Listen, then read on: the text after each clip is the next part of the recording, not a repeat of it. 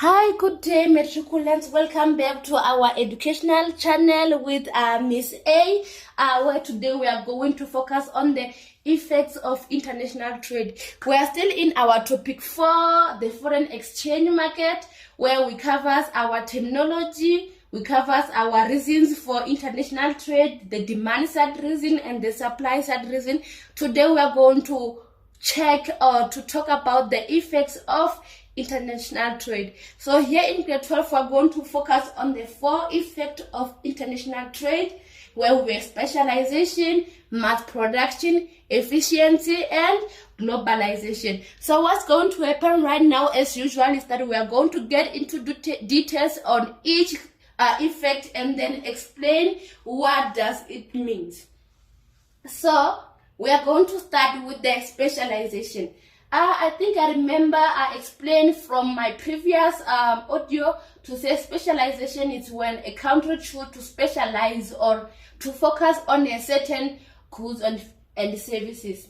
Specialization creates a platform for country to produce and export to another country. So immediately when a country chooses to specialize on a certain product, it becomes so much easy for that country to focus much or to do good for that goods and services. You know, guys, when you are specializing with something, even on your side, it becomes so much simpler for you to focus on that something, to get more information about that something, and to improve on that something. So same applies here in economic specialization. They are referring to a country that specialize or only deal with a certain product or services. Countries import what they cannot produce, which increase variety of goods and services. So mostly we know that you can import or you can buy things that you have. Obviously, you will only buy goods or services that you don't have. So country obviously only import or only buy things that they don't have, so that they can at least have them. Depending on the elasticity of demand for goods or a country specializes on, countries that produce goods with inelastic demand like oil have a vast amount of export revenue. So when you specialize on a certain goods or services, it also based on the fact that maybe that certain goods is needed or certain goods is not there at all in the country. So that's where intervention of international trade fit in, where a country has to import those goods that doesn't have and then export that goods that they have. So by exporting, that's where the revenue or the income gets in. But through importing, that's where the funds or the money is going out from the country to another country.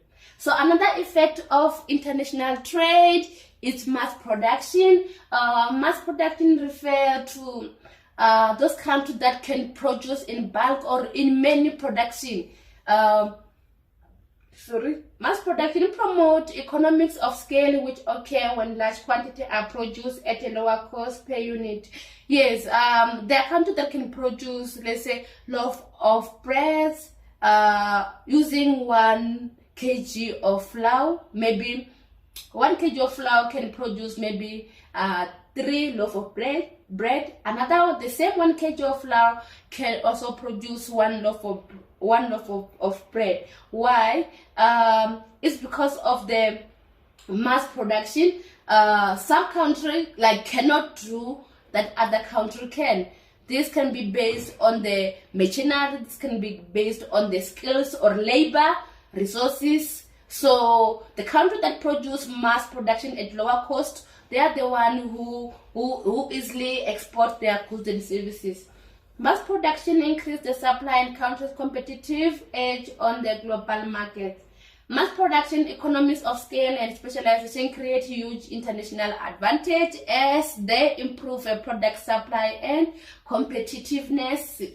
Yes. So actually, when a country produces mass at a lower cost, it becomes so much easier for them to export a certain goods and services. Because remember, some country can produce more than what is required. So if we're talking about food, you know that food sometimes, in fact, they do expire. So if they produce in mass to such an extent that food might expire, or they cover their population and having some surpluses, that's where the surpluses has to go to another country. So some countries, they do trade that just because of mass production. They produced in many or in bulk to such an extent that it's more than enough for their country. Another effect of international trade is the efficiency.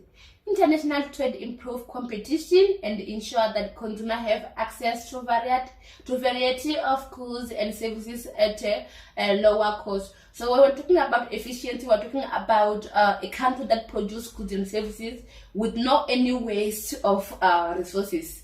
They produce these goods and services to such an extent that there won't be any waste. Everything have been used in a good manner or in a good way. That's what we call efficiency. High competition results to consumer affording more goods and services at the lower cost with the same income. Competition results to efficiently use of resources. So when there is competition in the country, people or suppliers or produce will tend to use the resources efficiently. Remember, I said efficiently, they refer to using resources in a good way where there is no any waste. You understand? Yes. So lastly, we have globalization. Globalization, we did this topic last year in grade 11. So it's still the same topic, still the same meaning.